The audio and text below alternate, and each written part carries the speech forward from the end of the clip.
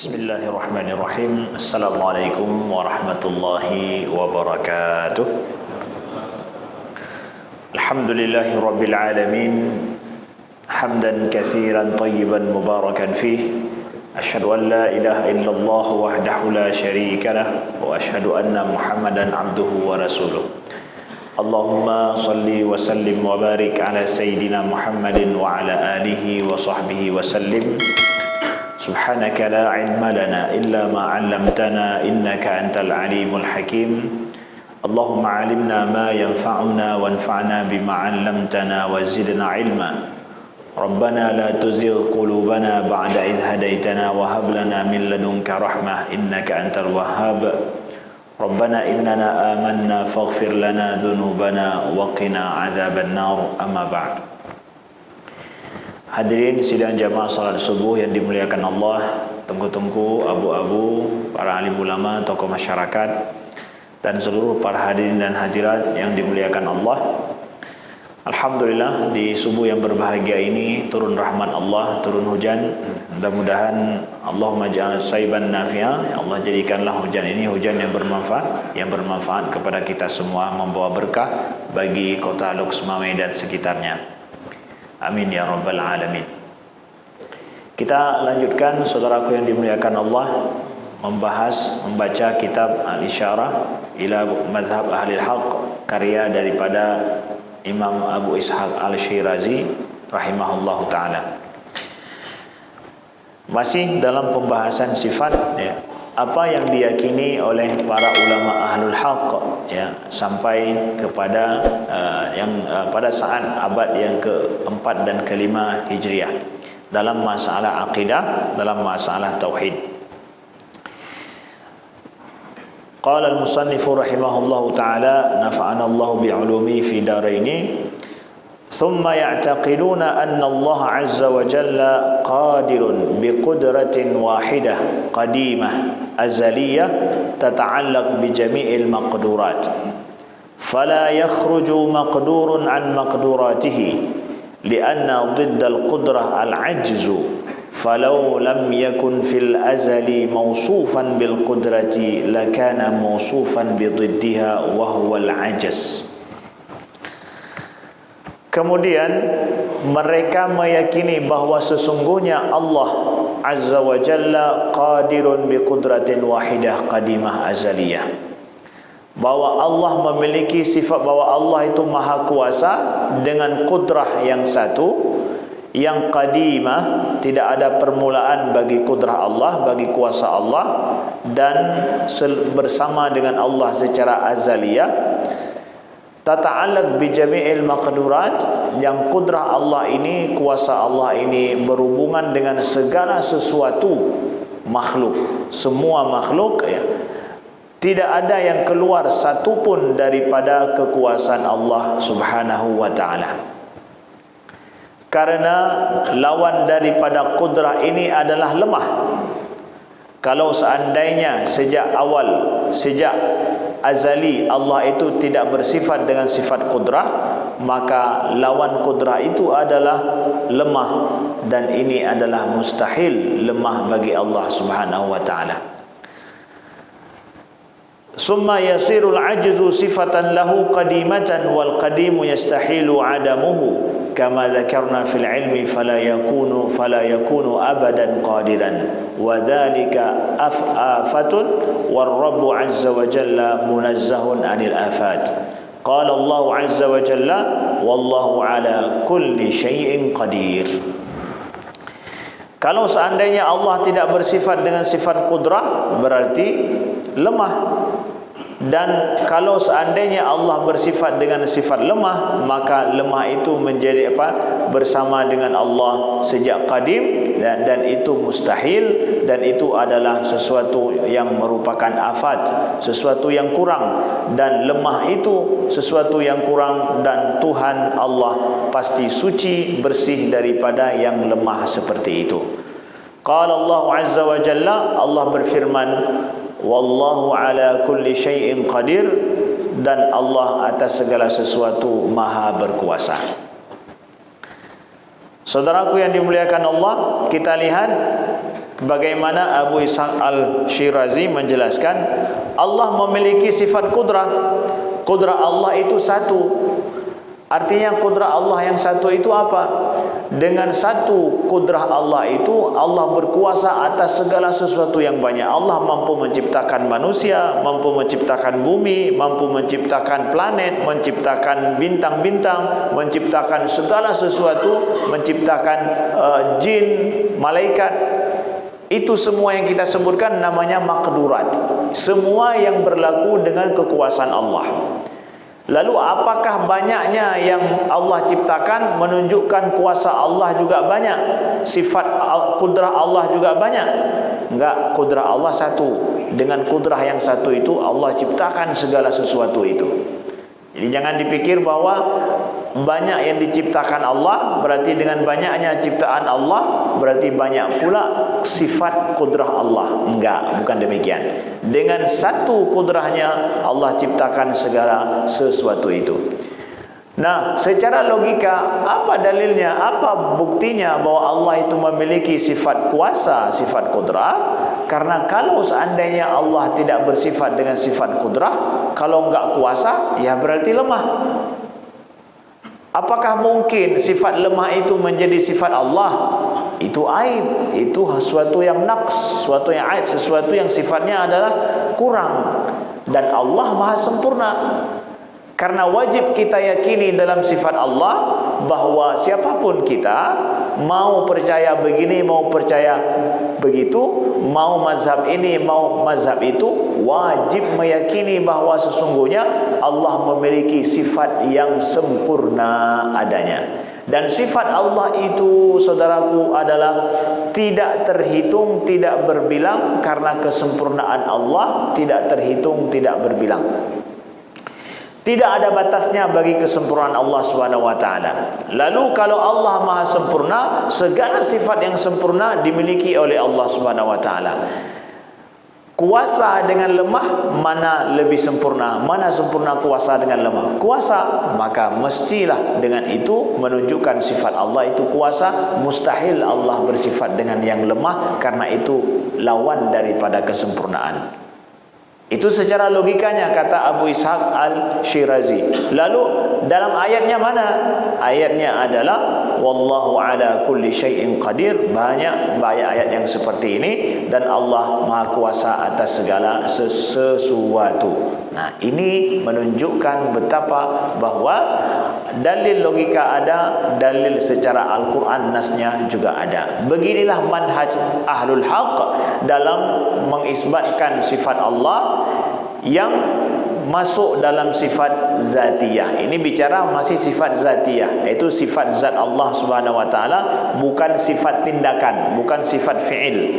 Sifat fi'il itu adalah sifat yang Allah Subhanahu wa taala bertindak dengan sifat tersebut, seperti menghidupkan, mematikan, meninggikan, kemudian merendahkan, Allah mengazab, ya, Allah mengampuni. Itu sifat-sifat fi'il, sifat tindakan Allah. Sifat tindakan Allah, dia lawannya Allah boleh bersifat dengan sifat tindakan, boleh. Tapi kalau sifat zatiyah seperti ini, kudrah, lawannya lemah, nggak bisa.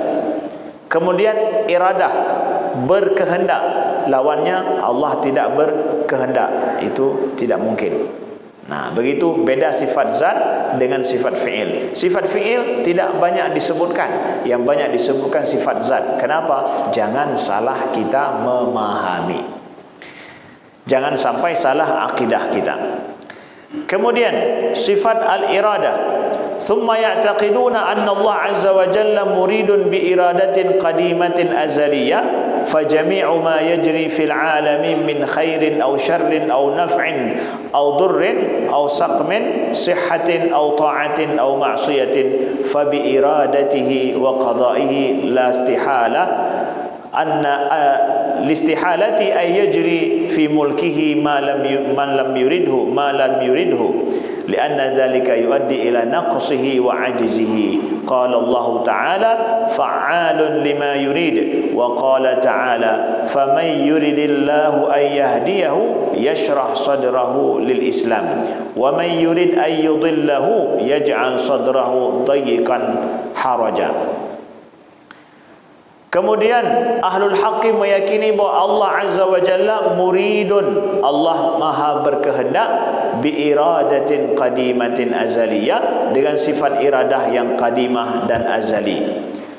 Fajami', semua yang berlaku di alam ini, baik-baik atau jahat, bermanfaat atau tidak bermanfaat, sakit atau sehat, taat atau maksiat, fa bi iradatihi, semuanya dengan iradah Allah, dengan kehendak Allah, dengan qadanya. Wajib kita yakini seperti itu. Ahlul haq, para ulama ahlul haq meyakini bahawa sesungguhnya Allah memiliki kehendak, dengan kehendak yang qadimah dan azaliyah sifatnya. Semua yang berlaku di alam, baik itu adalah sesuatu kebaikan atau kejahatan, bermanfaat atau tidak bermanfaat, sakit atau sehat, taat atau maksiat, itu semua yang berlaku di bumi adalah dengan kehendak Allah Subhanahu wa Ta'ala dan qadanya. Kenapa demikian? Karena mustahil sesuatu terjadi di alam ini di luar kehendak Allah. Ustaz, jadi semua yang berlaku dalam di alam ini dengan kehendak Allah, ya? Kalau seandainya ada yang berlaku sesuatu di alam ini tanpa ada kehendak daripada Allah, tapi berlaku juga, berarti ada sesuatu yang berlaku di luar kehendaknya, menunjukkan kekurangan pada Allah. Ya, seorang, maaf cakap saja, hanya contoh saja, bukanlah persamaan. Seorang penguasa, terjadi dalam daerah kekuasaannya sesuatu yang dia tidak tahu dan tidak punya kehendak apa-apa, tapi terjadi, menunjukkan bahwa kekuasaan dia lemah. Karena apa? Terjadi sesuatu di luar kuasa dia. Kok ada terjadi ini tanpa ada pengetahuan dia, tanpa ada kontrol daripada dia, menunjukkan dia lemah. Itu hanya permisalan saja. Nah, maka kita wajib meyakini bahawa segala sesuatu yang terjadi di alam ini, di bumi ini, saudaraku, itu berada semua dalam kekuasaan Allah Subhanahu wa Ta'ala. Baik sesuatu yang jahat sekalipun, ya, itu terjadi dengan izin daripada Allah Subhanahu wa Ta'ala. Dalilnya mana? Dalilnya adalah fa'alun lima yurid, sesungguhnya Allah melakukan, bertindak apa saja yang dikehendakinya. Begitu juga ayat Allah firmankan, barang siapa yang Allah menginginkan untuk memberikan petunjuk kepadanya, maka Allah akan buka hatinya untuk Islam.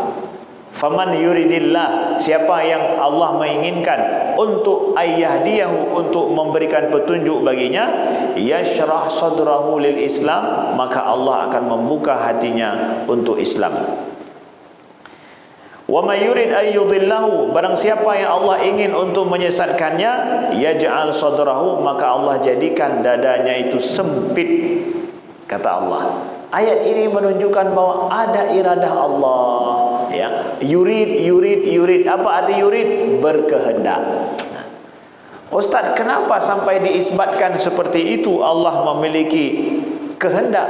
Karena ada orang, kelompok-kelompok orang dalam sebelum Islam yang meyakini, orang filosof-filosof dulu meyakini bahwa Allah setelah menciptakan alam, Allah enggak berkehendak lagi. Diciptakan alam ini secara otomatis.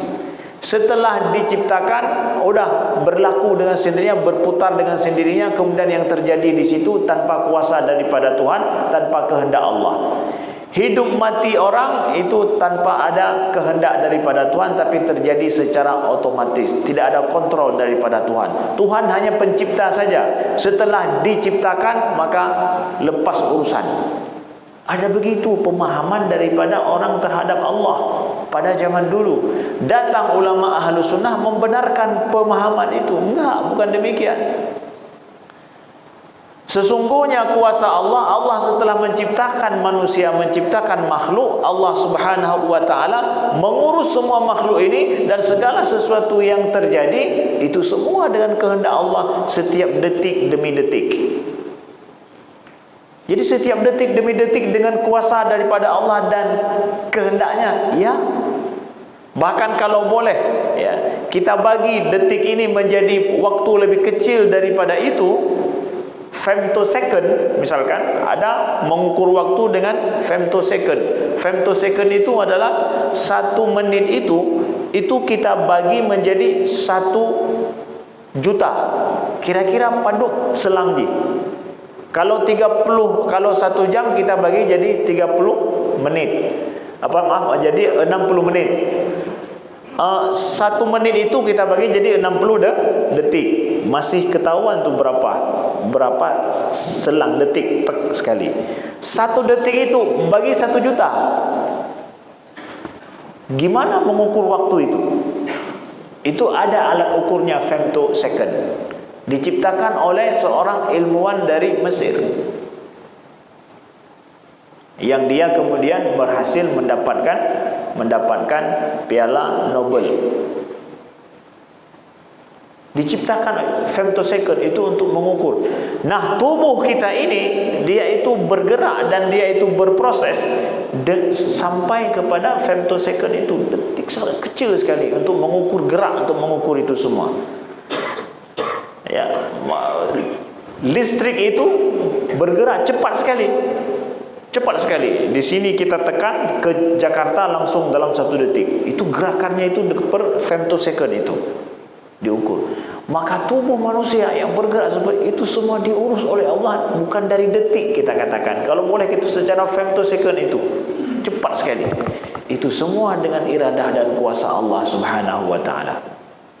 Saudaraku yang dimuliakan Allah, kita wajib meyakini seperti itu, fa'alun lima yurid. Jadi semua maksiat ataupun yang lain terjadi atas kehendak daripada Allah Subhanahu wa taala. Wal kalam fi hadhil mas'alah ma'al qadariyah yatulu li'annahum yuthbitunaha ala aslihim wa huwa anal aqla 'indahum yujibu wa yuhassin wa yuqabbih. Jadi kalau demikian, ini kan jadi perdebatan panjang nantinya tentang masalah iradah dan kuasa Allah. Jadi kalau demikian manusia bagaimana? Apakah manusia punya kehendak atau tidak? Nah, ini kan, ini pembahasan panjang yang terjadi. Kemudian ada orang Qadariyah, ada orang Jabariyah.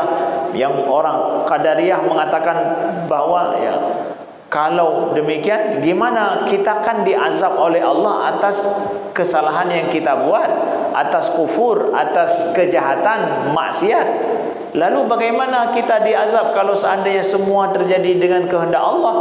Nah, muncullah kelompok yang salah faham, yaitu orang Qadariyah mengatakan enggak, manusia menciptakan perbuatannya sendiri, enggak ada urusan dengan Tuhan, enggak mungkin, ya.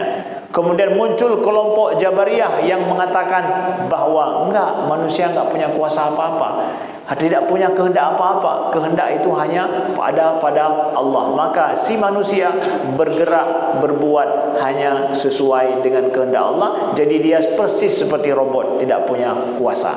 Ini dia. Akhirnya muncul perdebatan panjang dalam sejarah Islam dalam memahami kehendak Allah Subhanahu wa taala ini. Orang kelompok Qadariyah mereka menganggap bahwa jadi cara menghukum baik dan tidaknya itu kembali kepada apa? Kembali kepada akal manusia. Mereka mengatakan bahwa la yujib, bahwa akal itu mampu mengetahui mana baik mana buruk. Sedangkan ahlul haq mengatakan bahwa annal aqla la yujibu wa la yuhassin wa la yuqabbih bal al-hasanu ma hassanathu syari'ah wal qabihu ma qabbahathu syari'ah. Qala Allah azza wa jalla wa ma kunna mu'adzibina hatta nab'atha rasula. Fa akhbara ta'ala annahum aminuna min al-'adhab qabla ba'thir rasul ilayhim fal wajib fi'luhu wa ma la yu'min amana man tarakahu adab. Fa'ulima bihadhil ayah anna Allah ta'ala lam yujibu 'ala al-uqala syai'an min jihatil aql bal aujaba dhalika inda maji'ir rusul min qibalillahi ta'ala. Maka saudaraku yang dimuliakan Allah, para ulama ahlul haq meyakini bahawa yang baik itu apa yang baik menurut syariat, sedangkan yang tidak baik itu apa yang tidak baik menurut syariat. Dalilnya mana? Dalilnya adalah tidaklah kami mengazab sampai kami mengutus seorang rasul. Jadi Ustaz, untuk mengetahui mana baik mana buruk bagaimana caranya? Caranya adalah apa yang disebutkan oleh Allah dalam Al-Quran dan dalam syariah. Kalau seandainya Allah katakan baik, maka itu baik menurut syariah. Apa yang Allah katakan tidak baik, maka itu tidak baik pula. Jadi akal ini tidak tahu mana yang baik mana yang buruk. Baik buruk ditentukan oleh Allah Subhanahu wa ta'ala. Bagi kita, akal ini tidak mampu. Untuk ulama ahlu sunnah mengatakan akal ini nggak bisa menghakimi sendiri ini baik ini buruk Ustaz. Tidak. Ahlu sunnah wal jamaah, ahlul haq mengatakan bahawa sesungguhnya akal tidak memberikan hukum baik dan buruk. Baik buruk itu sesuai dengan firman Allah, sesuai dengan sunnah Nabi SAW. Jadi kalau seandainya Allah belum mengutus seorang rasul kepada suatu tempat, maka kita katakan mereka berbuat jahat, mereka berbuat ini, kita tidak bisa mengatakan demikian. Karena apa? Karena tidak ada standar ayatnya mana, tidak ada standar hadisnya mana. Jadi ayat dan hadislah yang mengatakan baik buruk segala sesuatu. Jadi kalau seandainya pada suatu kaum belum datang seorang rasul, bagaimana mereka? Apakah mereka akan diazab? Ulama ahlu sunnah mengatakan tidak. Wa ma kunna mu'adzibina hatta nab'asa rasula. Kami tidak akan mengazab sampai kami utus rasul kepada mereka. Jadi kalau belum sampai dakwah Islam lagi, apakah kita katakan mereka itu akan diazab oleh Allah? Tidak. Mereka diampuni nanti pada hari kiamat. Kalau ada manusia yang hidup tidak sampai kepadanya Islam seorang rasul, maka tidak akan diazab mereka, saudaraku yang dimuliakan Allah. Berbeda dengan orang Qadariyah, berbeda dengan orang Mu'tazilah. Mereka meyakini bahawa kalau seandainya seseorang tidak sampai kepadanya Islam, tidak sampai kepadanya rasul, maka mereka tetap akan diazab. Kenapa? Mereka punya akal. Walau enggak sampai Al-Quran, ya, walaupun Al-Quran tidak sampai, diazab juga. Kenapa? Karena mereka kan punya akal. Dengan akal mereka mengetahui baik, mengetahui buruk, mengetahui benar, mengetahui salah. Ulama ahlul haq mengatakan enggak demikian. Seseorang dihukum dia itu masuk ke neraka atau tidak kalau seandainya sampai kepadanya Al-Quran, sampai kepadanya Rasul daripada Allah. Kalau enggak sampai, maka mereka diampuni oleh Allah Subhanahu wa ta'ala. Akal itu tidak menjadi standar untuk menghakimi baik buruk, tidak. Tapi standarnya apa? Standarnya Al-Quran, standarnya dakwah, standarnya adalah Islam. Makanya kalau ditanya sekarang, apakah mungkin ada Ustaz, ada orang yang hari ini nggak kenal tentang Islam, nggak tahu tentang Islam? Boleh saja ada. Bagaimana hukum mereka itu? Mereka itu kalau belum sampai dakwah Islam dengan benar, belum sampai Rasul kepada mereka, maka mereka najin, selamat pada hari kiamat nanti insyaAllah ta'ala. Begitu mazhab Ahlus Sunnah wal Jamaah dalam hal ini. Jadi kita betul-betul mazhab Ahlus Sunnah wal Jamaah pertengahan, melihat kepada ayat yang mengatakan kami tidak mengazab suatu kaum sampai kami utus kepada mereka Rasul. Begitu saudaraku yang dimuliakan Allah. Lalu ditanya, jadi Ustaz kembali kepada ini, kejahatan dan keburukan itu terjadi dengan kehendak Allah. Ahlus Sunnah mengatakan iya. Ahlus Sunnah mengatakan iya. Ini akan banyak salah paham orang.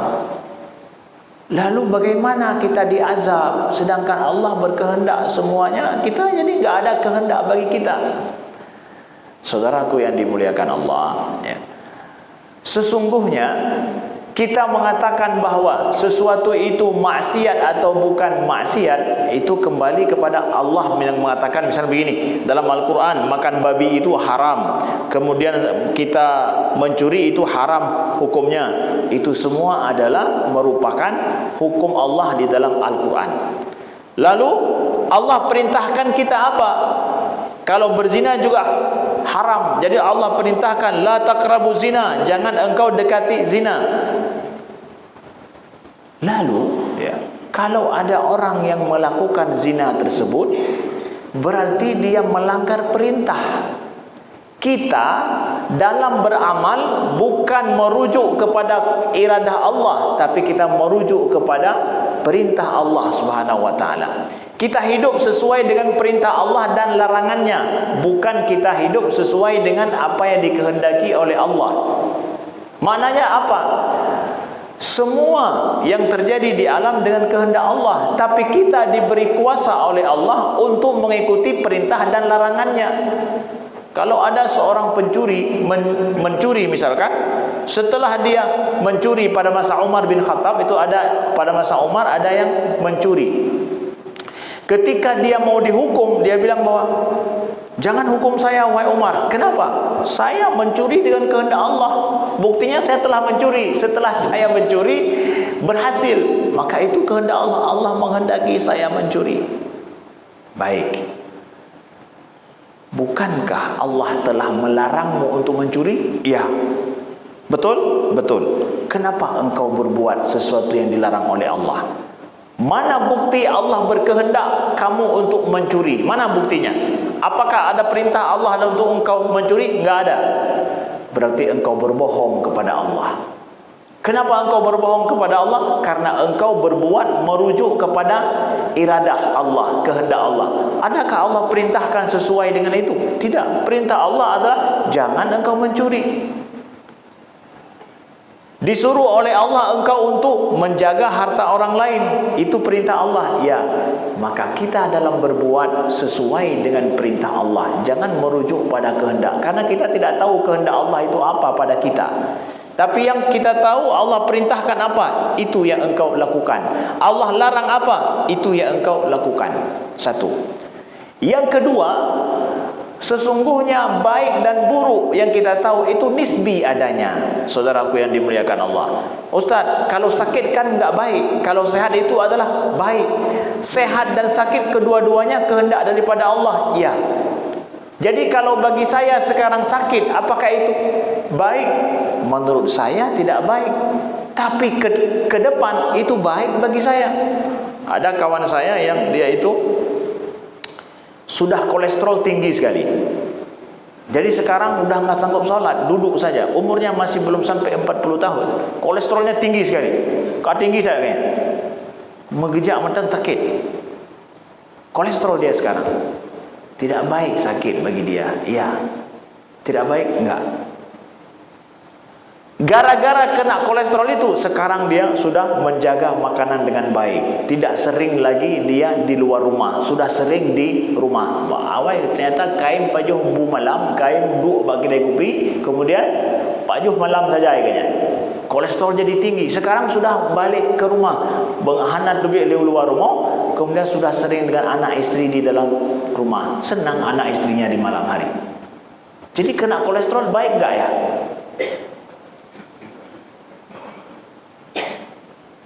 Bagi dia ini, dia akan mengatakan baik atau enggak ya? Jadi baik buruk itu nisbi adanya, relatif dia. Jadi kalau begitu saya mengetahui baik buruk dari mana Ustaz? Jangan pakai akalmu kalau begitu. Pakai apa juga? Pakai ayat Allah, Al-Quran, kembalikan gitu. Yang dilarang Allah enggak baik, yang disuruh itu baik. Udah, gitu aja. Kita enggak mampu mengukur baik buruk itu. Ya, makanya dia bilang, Ustaz, baik buruk dikehendaki oleh Allah. Gimana itu? Ya. Baik buruk dalam perbuatan manusia itu nisbi, dalam yang terjadi bagi kita itu, dan terjadi bagi kita itu nisbi adanya. Kita pikir sekarang enggak baik, ternyata ke depan ada baiknya apa yang terjadi pada kita. Jadi kembalikan itu kepada hukum Allah Subhanahu wa taala, saudaraku yang dimuliakan Allah. Kemudian adanya maksiat dan taat yang terjadi, sesungguhnya Allah memberikan kuasa bagi kita untuk berbuat taat, sebagaimana Allah berikan kuasa kepada kita untuk berbuat selain daripada taat itu. Nah, jadi karena Allah menginginkan kepada kita baik dan buruk yang terjadi, lalu Allah memberikan kuasa bagi kita untuk melakukan keduanya. Lalu disitulah kemudian kita akan dinilai oleh Allah Subhanahu wa ta'ala. Nah, jadi kehendak Allah itu, saudaraku yang dimuliakan Allah, tidak menafikan kehendak manusia. Allah berkehendak manusia punya kuasa, punya kehendak. Itu kehendak Allah juga. Ini yang tidak dipahami oleh orang-orang yang berbicara tentang masalah iradah Allah daripada orang Jabariyah. Mereka seakan-akan mengatakan kalau Allah berkehendak kita kemudian jadi robot. Nah, engkau punya kehendak itu juga kehendak Allah. Ya, kita berkehendak itu juga bagian daripada kehendak Allah kepada kita, saudaraku yang dimuliakan Allah. Nah, jadi masalah iradah Allah ini kita wajib meyakini. Secara dasarnya adalah apa Ustaz? Kalau begitu konklusi atau kesimpulan dalam sifat iradah Allah ini apa? Bahwa sesungguhnya Allah memiliki kehendak. Kehendak Allah itu adalah qadimah, dan apa yang terjadi di alam ini tidak ada yang keluar daripada kehendak Allah Subhanahu wa taala. Semuanya. Itu simpelnya, itu iman kita. Udah. Lalu bicara masalah yang lain, kalau ini, kalau itu masalah ilmu itu. Itu masalah pemahaman. Rumit pemahaman kita, rumit pula pembahasannya. Simple pembahasan dan juga pemahaman kita, simple pula pembahasannya. Begitu saudaraku yang dimuliakan Allah. Jadi iman kita simple dalam hal ini. Sebenarnya apa? Semua yang terjadi di alam, baik buruk menurut saya atau tidak, itu semua adalah dengan iradah Allah Subhanahu wa taala. Tidak ada yang terjadi di luar daripada kehendak Allah Subhanahu wa taala. Titik, itu iman kita. Man menyamuna Ustaz, man menyamuna pembahasannya dalam ilmu. Menyenai yang tanya masalahnya nyan ke pembahasan ilmiahnya. Ya, itu. Iman itu simple saja. Nah, salah pemahaman orang, disitulah kemudian ulama datang menjelaskan tentang masalah sifat iradah yang panjang lebar. Bahkan dalam kitab ini panjang nih, sampai 3 halaman bicara masalah iradah. Kenapa? Ada orang yang banyak salah paham tentang iradah itu, ya. Baik, kalau ada pertanyaan dari tadi malam boleh silakan. Kalau ada yang ingin ditanya untuk kejelasan tentang masalah pembahasan sifat Allah Subhanahu wa taala, silakan. Ya. Dalam surah Al-Kahfi ayat 29. Ya.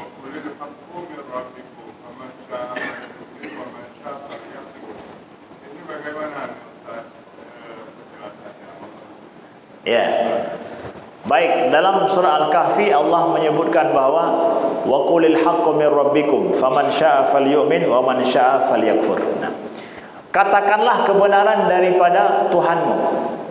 Maka barang siapa yang faman syaa'a falyu'min, barang siapa yang dia ingin beriman maka beriman, barang siapa yang ingin menjadi kufur dia itu silakan dia menjadi kufur. Nah, bagaimana ini Ustaz? Ya. Saudaraku yang dimuliakan Allah, inilah kunci daripada ahlu sunnah, ahlul haq mengatakan bahwa apakah manusia itu memiliki kehendak atau tidak? Memiliki. Kehendak manusia itu adalah dari dikehendaki oleh Allah. Karena Allah boleh menciptakan kita tanpa kehendak, kan? Seperti robot adanya, boleh. Tapi Allah berkehendak supaya manusia punya pilihan dalam hidupnya. Ya, itu kehendak Allah. Kita memiliki pilihan hidup, itu kehendak Allah. Buktinya mana? Nah, ini dia juga ayat ini buktinya. Katakanlah yang benar dari Tuhanmu. Selanjutnya manusia memilih. Boleh dia memilih kebenaran atau memilih kesesatan. Na'udzubillah. Jadi oleh sebab itulah para ulama mengatakan bahwa manusia mampu, diberikan kemampuan untuk berbuat taat oleh Allah, dan memilihnya diberikan juga kemampuan untuk berbuat tidak taat, dan dia memilihnya. Kedua-duanya dia punya kemampuan. Karena punya kemampuan ini dikehendaki oleh Allah kedua-duanya, makanya kalau dia pilih yang ini diganjari baik, pilih yang itu diganjari dengan azab. Kenapa? Karena engkau salah pilih. Tapi dengan syarat, kebenaran sudah sampai enggak? Makanya katakan yang benar dulu. Kemudian dia pilih. Tapi kalau belum sampai yang benar padanya, enggak tahu dia memilih apa, maka diampuni oleh Allah Subhanahu wa taala. Makanya ayat ini kan Allah katakan, qulil haq, katakan yang benar dulu. Setelah itu berikan mereka pilihan, mau terima atau enggak. Baru kemudian akan diberikan hukum oleh Allah. Tapi kalau seorang belum sampai kebenaran padanya, nyen sesat gayanya, membutoi dan ngedepul gimana sesat dah pegah. Nah, maka tidak diazab. Wa ma kunna mu'adzibin hatta nab'atsa rasula, kami tidak akan mengazab sampai kami utus rasul yang membawa kebenaran. Baru kemudian Allah azab. Itu adilnya Allah. Kalau ada manusia hari ini yang hidup di suku Mante di Aceh misalkan, di Aceh ini ada suku Mante yang ketahuan itu ada yang bawa kamera, ternyata ada orang di Aceh yang bautun rayanya enggak pakai baju, hidup mereka masih di sana. Ternyata mitos katanya suku Mante ada, memang ada di Aceh, di tengah-tengah hutan Aceh. Nah, yang kajak mendakwah bak sukunya belum ada ya. Kalau mereka hidup mati di situ ya, tanpa ada yang mendakwahkan mereka, apa hukum suku Mante itu? Belum sampai dakwah Islam lagi, udah ya, mereka belum punya pilihan, tidak diazab oleh Allah Subhanahu wa taala karena kebenaran belum sampai pada mereka. Itu adilnya Allah Subhanahu wa taala ya. Baik, ada yang lain? Ya. Antara dan Allah. Ya. Ketika seorang ingin mendapatkan kekuasaan misalnya, yang jalan yang ditempuh adalah jalan yang curang, Ya. dia berhasil mendapatkan itu. Bolehkah kita katakan itu atas izin Allah dan atas kehendak Allah dan atas izin Allah? Demikian, Ustaz. Baik, terima kasih ya. Seseorang misalkan dia ingin mendapatkan kekuasaan, dia melakukannya dengan kecurangan dan berhasil. Makin curang makin berhasil, makin betul dabut makin hana berhasil. Ya begitu. Makin jujur orang dalam masalah politik makin tidak berhasil, makin curang makin berhasil. Jadi berhasilnya dia berarti Ustaz dengan kehendak Allah. Ya. Boleh begitu Ustaz? Ya. Kembali kepada iman dasar kita bahwa tidak ada sesuatu yang terjadi di alam ini kecuali dengan kehendak dan izin daripada Allah. Kan sudah kita katakan tadi, baik maksiat atau bukan, itu adalah semua terjadi dengan kehendak Allah. Karena tidak mungkin terjadi sesuatu di luar kuasa Allah dan kehendaknya, ya kan? Mankibat Ustaz, yang benar kaji orang yang berbuat maksiat itu semua mengatakan dengan kehendak Allah. Tunggu. Jangan engkau dasarkan perbuatanmu pada kehendak, tapi pada perintah. Nah, ini intinya tadi.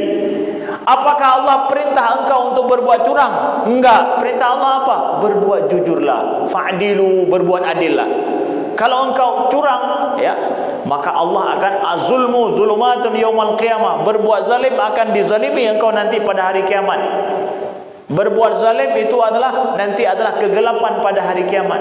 Berarti berbuat zalim dilarang, kemudian berbuat adil disuruh, berbuat jujur disuruh, ya. Wa qulu qawlan sadida, katakan perkataan yang benar, ya. Sedangkan berdusta itu dilarang oleh Allah. Jadi orang yang berbuat zalim, berbuat dusta, itu adalah diazab oleh Allah. Engkau berbuat curang diazab oleh, kenapa? Itu dilarang Tuhan. Jadi saya yang berbuat curang, ya, saya bertentangan dengan perintah Allah Subhanahu wa taala. Jadi saya seorang hamba dalam berbuat menghakimi seseorang benar atau tidak kembali kepada apa? Bukan kembali pada iradah Allah, tapi kembali pada perintah Allah. Saya berbuat dengan perintah dan larangan Allah. Itu yang menjadi standar kita. Baik apakah bahwa hai menyeka terjadi berarti kehendak Allah, mudah-mudahan kapah karena sertifikat kehendak Allah. Lalu perintah Allah mana? Engkau enggak berbuat dengan perintah. Kita disuruh berbuat dengan perintah dan larangan Allah, enggak mendasarkan pada iradah Allah, kuasa Allah, karena itu gaib. Gaib bagi kita. Yang enggak gaib mana? Perintah dan larangan. Jadi saya mau naik jadi caleg atau naik berkuasa, saya harus naik dan berbuat sesuai dengan perintah dan iradah Allah. Sesuai dengan perintah dan larangan Allah. Itu dia intinya, kuncinya. Orang yang berbuat dusta, jahat, ya, dia berarti berbuat melanggar perintah Allah. Orang yang melanggar perintah Allah itu diancam oleh Allah. Ya, berarti engkau masuk dalam orang kena ancaman daripada Allah. Begitu saudaraku yang dimuliakan Allah. Paham ya? Ya, kita berbuat dengan perintah dan larangan bukan mendasarkan pada iradah. Ya, baik, silakan. Assalamualaikum warahmatullahi wabarakatuh. Waalaikumsalam warahmatullahi wabarakatuh. Ya, hadirin yang berbahagia. Ya. Baik menurut kita belum tentu baik menurut Allah. Buruk menurut kita pun belum tentu buruk menurut Allah. Nyan kapah yang kaji Jawa nya kalaganya. Pertanyaan lu, ibadah dan terima keburukan dan kebaikan dengan penuh keikhlasan dan kerelaan. Ya, Masya Allah. Jadi bagaimana saya ikhlas menerima ya keburukan dan kebaikan terjadi pada saya? Bagaimana Ustaz? Menerima sesuatu yang terjadi pada diri kita bukan ikhlas, tetapi ridho. Betul apa? Ikhlas terjadi sesuatu pada kita bukan ikhlaskan, tapi ridho lah. Kita salah pakai. Yang misalkan terjadi musibah pada kita, ikhlaskanlah, bukan ikhlaskanlah, ridho lah. Kalau engkau berbuat sesuatu, ikhlaskan perbuatanmu. Ya, menyata pegak tipe baru berikhlas. Tapi yang terjadi pada kita, ridholah, ridhoi itu. Itu daripada Allah. Ya, ridholah itu daripada Allah. Bukan ikhlaskan. Ikhlaskan kalau berbuat. Nepubuk tipe buat sesuatu, tapi engkau feedbacknya, baliknya kok nggak baik. Lu pegat keganyan, tapi ganyan kamu deh. Ikhlaskan perbuatanmu untuk dia. Tapi kalau terjadi sesuatu di luar kuasa kehendak kita, maka ridholah, itu kuasa dan kehendak Allah Subhanahu wa taala. Bagaimana supaya saya ridho? Ya, ridho berarti kan ikhlas. Ya. Bagaimana supaya saya ridho dengan sesuatu yang terjadi pada saya, baik dan buruk itu, Ustaz? Gimana? Inilah pentingnya bicara masalah iradah Allah.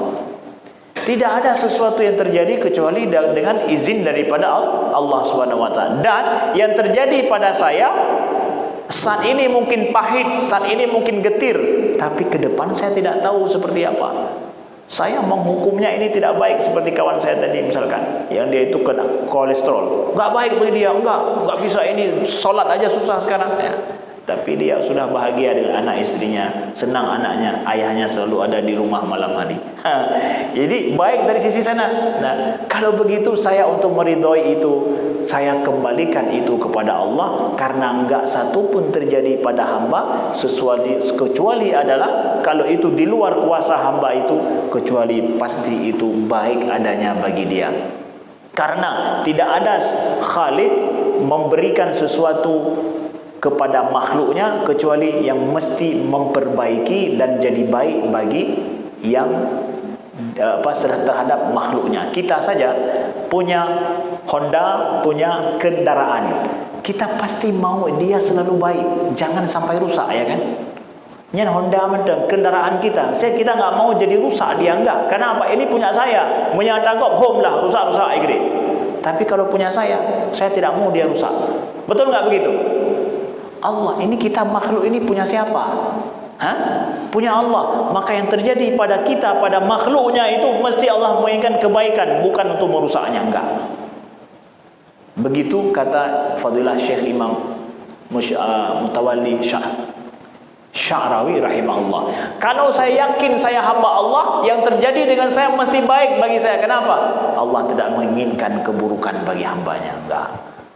Untuk masa depannya maksudnya, untuk masa depannya, untuk di akhirnya nanti. Ya, mantanyo tame Honda tanyo bak bengke. Supaya dulu. Terus bengke gimana? Dirusak kan? Enggak, supaya rusak sekarang baik nanti. Kita juga begitu. Yang terjadi dengan kita adalah untuk memperbaiki diri kita. Ya Allah, di luar kuasa kita terjadi kan? Ya, ingatlah itu ada kebaikan di depan. Allah tidak menginginkan kerusakan bagi hambanya. Begitu iman kita, saudaraku yang dimuliakan. Maka dengan begitu mudah kita ridho, ya, mudah kita ridho. Masih ada hidup di depan, bukan berakhir sekarang. Ya. Ada yang lain, silakan. Yang ada hajat boleh minta izin. Kalau yang ingin bertanya silakan. Masalah sifat tadi silakan. Masalah sifat juga yang tadi malam mungkin kita bahas. Waalaikumsalam warahmatullahi wabarakatuh.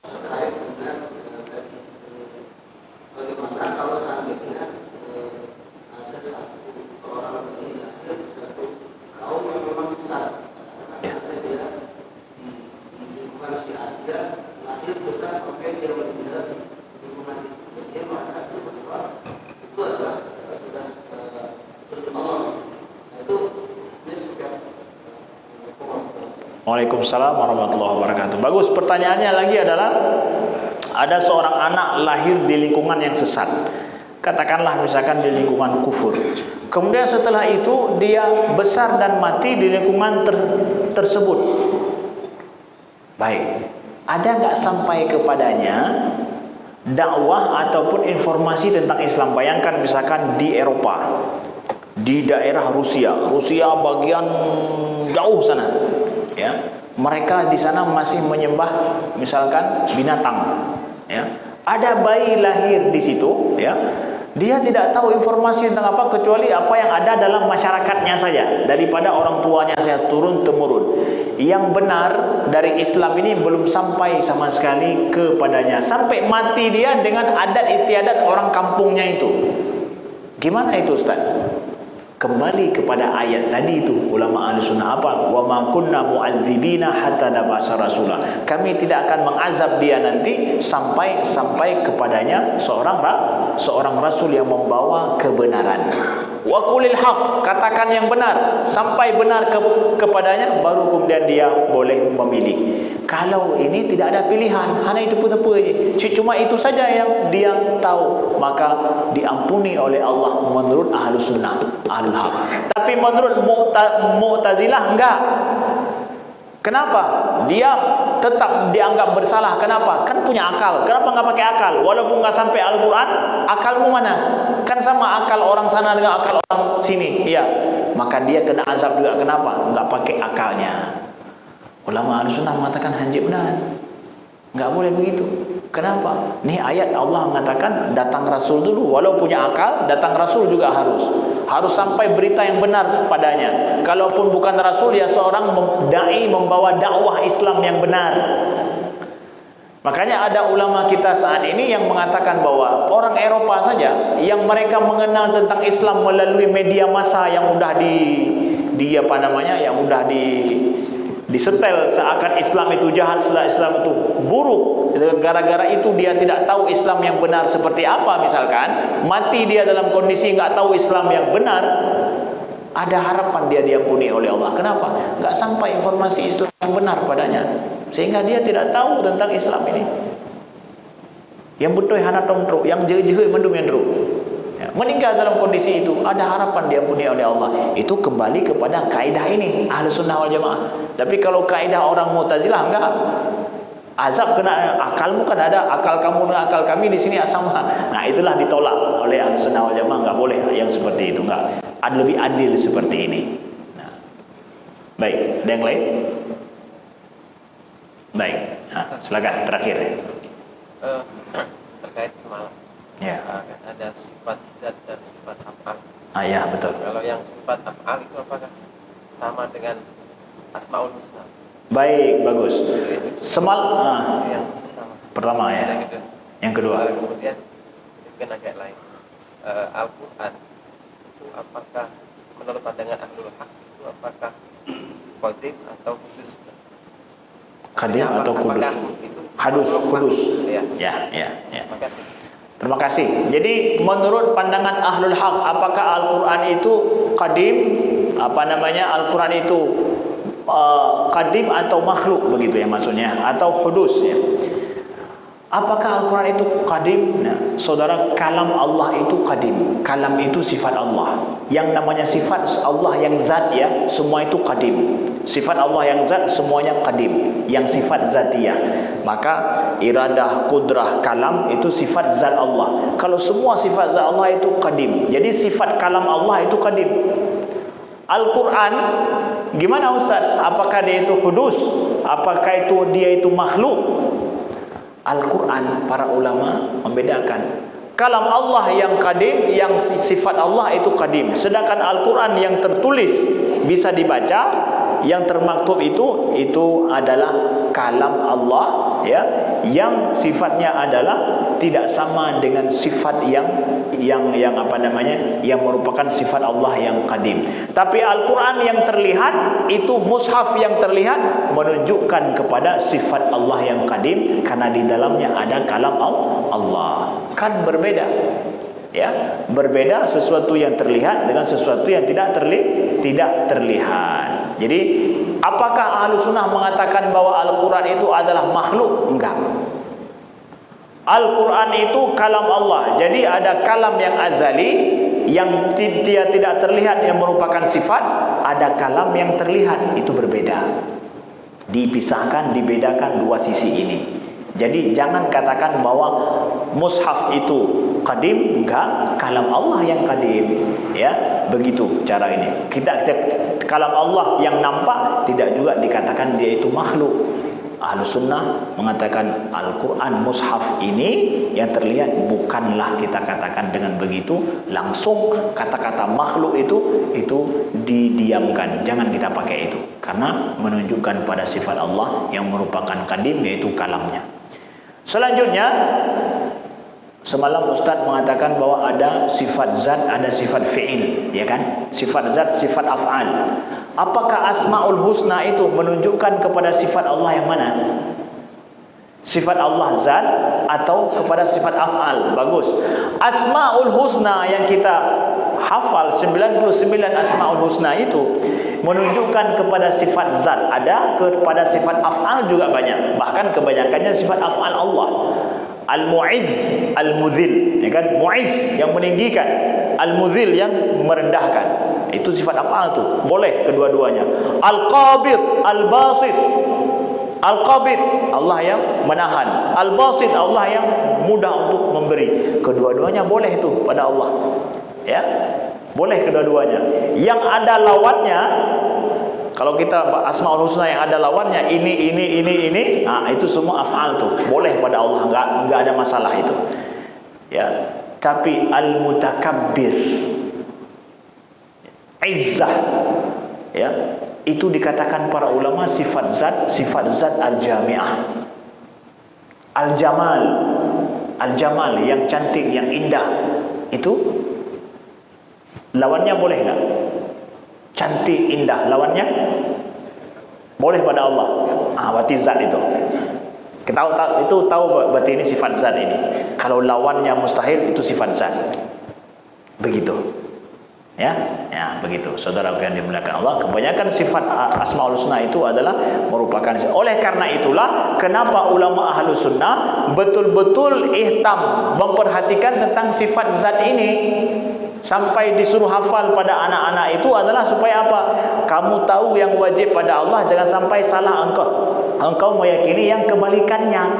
Tapi bukan berarti bahwa ulama Ahlus Sunnah, Ahlul Haq enggak ada bicara masa sifat af'al. Kok cuma ini saya sifatnya dihitung cuma 20? Sifat Allah tidak terhitung jumlahnya. Wajib diyakini seperti itu, karena kesempurnaan Allah itu tidak terhitung. Lalu kenapa juga 20? Itu yang terbaca, terlihat, yang kita tahu di dalam Al-Quran dan dalam sunnah Nabi. Tapi dari sisi sifat yang zat saja, sifat zat aja. Sifat af'al dalam Al-Quran, dalam hadis banyak sekali.